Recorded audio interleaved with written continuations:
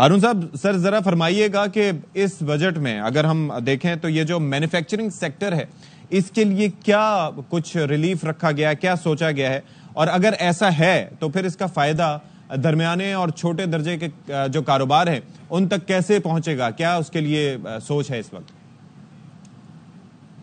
دیکھیے, بجٹ بنانا جو ہے وہ کوئی اکاؤنٹنگ ایکسرسائز نہیں ہوتی کہ مینوفیکچرنگ کو کیا دیا اور اس کا کیا نتیجہ ہوگا. بجٹ ایک ہولسٹک اپروچ ہوتا ہے اور اس کے لحاظ سے اگر میں آپ کو 2-3 چیزیں بتاتا چلوں.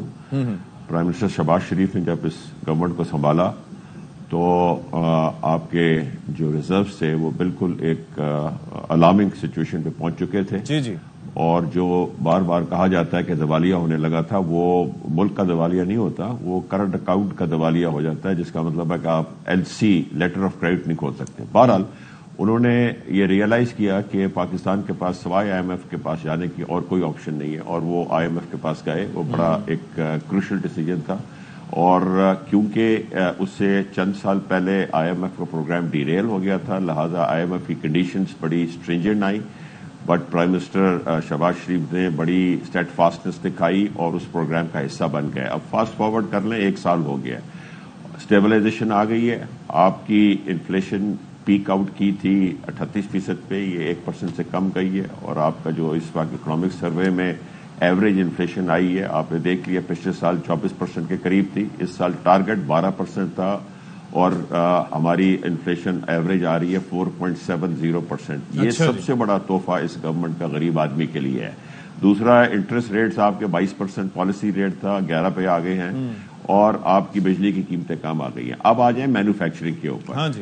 اب اس کا ٹرکل ڈاؤن ایفیکٹ جو ہے وہ آپ کی گراؤنڈ اکانومی پہ آئے گا, جس کے اوپر مینوفیکچرنگ پہ آئے گا اور اسمال اینڈ میڈیم انٹرپرائزز پہ آئے گا. مینوفیکچرنگ اور SMEs جو ہیں بری طرح ہٹ ہوئے because of high interest rates, because of high tax rates, and because of high power rates. Interest rates آدھے ہو گئے ہیں, پاور ریٹس بہتری کی طرف جانے شروع ہو گئے, حالانکہ ابھی بھی یہ چیلنج ہے. اور ٹیکس ریٹس انشاءاللہ ہم ابھی بجٹ میں دیکھیں گے, آج کیا اناؤنس ہوتا ہے اس کو میں اس سے پہلے کوئی کامنٹ نہیں دینا چاہتا. اب اس کے علاوہ ایک چیز رہ گئی ہے جس کے اوپر ہم محنت کر رہے ہیں, اور انشاءاللہ بجٹ کے بعد ایک انڈسٹریل پالیسی لے کے آئیں گے. وہ یہ کہ ان سارے میکرو اکنامک انڈیکیٹرز کے بعد بھی کاروباری طبقے کو بہت زیادہ مشکلات کا سامنا کرنا پڑتا ہے. ان کو ڈفرینٹ انویسٹیگیٹو ایجنسی سے ہراسمنٹ کا سامنا کرنا پڑتا ہے, ان کو بینک سے ایکسس ٹو کریڈٹ جو ہے اس میں مشکلات ہوتی ہیں, ان کو اگر بینک کی پیمنٹس میں یا کریڈیٹرز کی پیمنٹ میں پیچھے رہ جاتے ہیں تو ان کے پاس کسی قسم کا کوئی ریزولوشن نہیں ہوتا. اس کے لیے ہم ایک بینکرپسی لا لے کے آ رہے ہیں. پھر بہت ساری اسی ہائی بجلی کے ریٹ اور ہائی انٹرسٹ ریٹس کی وجہ سے بہت انڈسٹری سیک ہو گئی ہے جس کا کوئی والی وارث نہیں ہے. اس کا ریوائول کا ہم ایک پیکج لے کے آ رہے ہیں.